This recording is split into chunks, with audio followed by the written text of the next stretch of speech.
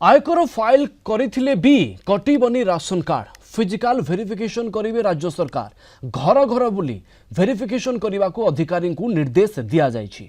Physical verification पर निष्पत्ति नियाजिबो बोली कहिसंती जोगाण मंत्री कृष्णचंद्र पात्र। जो माने आयकर फाइल करूछंती सेमानकर कार्ड कटि जाउछि बोली अभियोग आसुछि, किंतु काहार कार्ड कटिबनी अधिकारी मानक पाखकु लिस्ट जाइछि। से माने डोर टू डोर बुली देखिबे प्रकृत गरीबों राशन कार्ड रहिबो।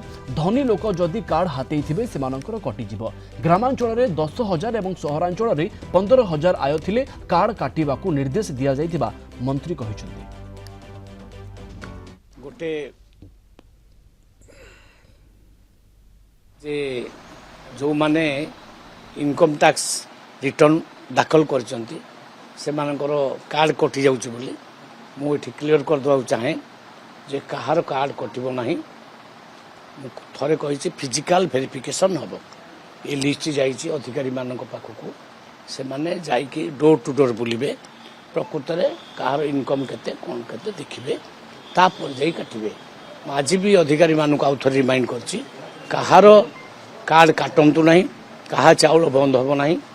पूरा तदारख कर सारा परे प्रकृत में जे गरीब थो ता कार्ड रहिबो। आउ जे धनी लोक कौन से कारण से हाथी नहीं आगुरी कार्ड किंबा आगुरी गरीब थिले एबे तांकर पुणी स्थिति बदली चाकरी फाकरी करी से क्षेत्र से कटिबो, किंतु गरीब